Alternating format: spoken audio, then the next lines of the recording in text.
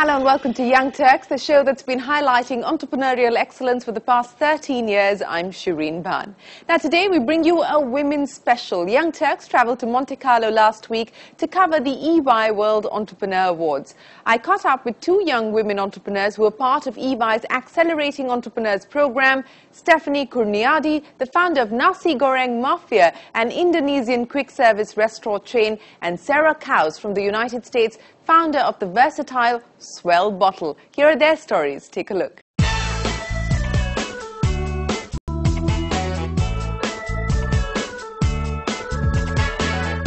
In 2013, Stefanie Kurniadi founded Nasi Goreng Mafia, which sells a variety of fried rice dishes in 37 outlets across 17 cities in Indonesia. Giving traditional Indonesian cuisine a modern and fun identity, Stefanie has now expanded into retailing her distinct spices as condiments in stores as well. Over the next 5 years, this 29-year-old wants to take her quick service restaurant business global. So tell us about your entrepreneurial journey, because you were studying architecture, then you went into advertising and finally decided to get into the food business. How did that happen? Yeah, actually it's already a long time that my passion is about food. But I also finished my architecture degree and I continue my magister management. But I also run for food blogging since 2009 and until now. So I have a lot of experience in developing in Indonesian food. So we kind of specific focusing on spices. Right. So we see that in Indonesia, nasi goreng fried rice is very, very popular. From street food until five-star hotel, you can find it. So the market is very, very big. And we see that opportunity because there is no top-of-mind brand about fried rice, and we're trying to build it. So you've specialized only in nasi goreng, and that's what the restaurant is called as well, or the restaurants are called, I should say, because now you have 38 restaurants across 19 cities in Indonesia. So take us through how difficult it was to actually get started, and where did the initial capital come from? Yeah, the initial capital comes from me and my partners from the beginning, but after that lots of investors are trying to catching up with us and scale the business as well. At the beginning it's kind of really hard because we have to find out the very, very special ingredients, because we have to compete about like thousands of market players exist, right? So we try to, more than 10 months we are doing the research, and right now we have 8 masterpieces as well. So what's the big differentiator? Because as you said, every street corner in Indonesia sells nasi goreng. Why would somebody walk into your restaurant? What is the big differentiator? We have a very, very different fried rice. In the market, fried rice is very similar, like have brown colored, and then they only have different toppings like chickens or seafoods.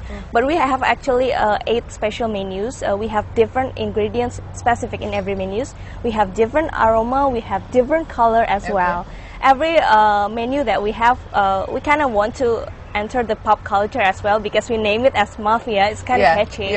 Mafia is actually an acronym. You've got dishes called the Godfather. Yes. We name it like more pop, so we can enter the netizen market as well. So Mafia actually is an acronym from makanan favorit orang Indonesia.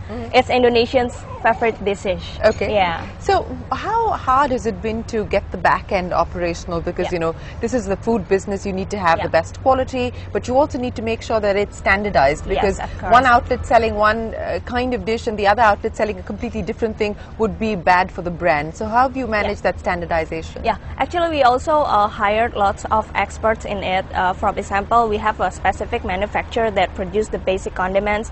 We use hire and specific consultant to make sure that our lifetime product is good and have a specific lifetime, so we can distribute it all Indonesian around. But actually at the operation area, we also hire experts, like they already have experience in hospitality and restaurants operations as well. Okay, so what does the future look like? What is your target? Your 38 restaurants today. How much do you intend to scale it? Yeah, in this 2 years, we are still want to focus in Indonesian market, because Indonesian market is a very huge market. We want to grow to 50 and 100 in the next 2 years, and then after that, we will think about going global, of course. Have you been able to identify where you would like to go if you do decide to go global? Yeah, we are thinking about countries that has a lot lots of Indonesian societies and the society that likes herbs. India probably, yeah. But in lots of Indonesian societies, it's like Australia, Hong Kong, and Malaysia as well. Okay. Yeah. As a young entrepreneur, what has been the biggest lesson that you've learned so far as you've gone about setting up your business? Yeah. And you've got a bunch of co-founders as well that you're working with. Yeah, yeah. How easy or difficult is it to actually have co-founders and make sure that your vision is aligned? Yeah. The most important thing to find a business partner is when you have the same value with them. When you have the same value, the same vision. Like we spend like almost 20 hours every day. So we share everything that we know. We share everything about our knowledge and our feelings. So that is the most important. And probably my problem is not just started at the young age, but I'm also a woman, so lots of my business partners are all men, right?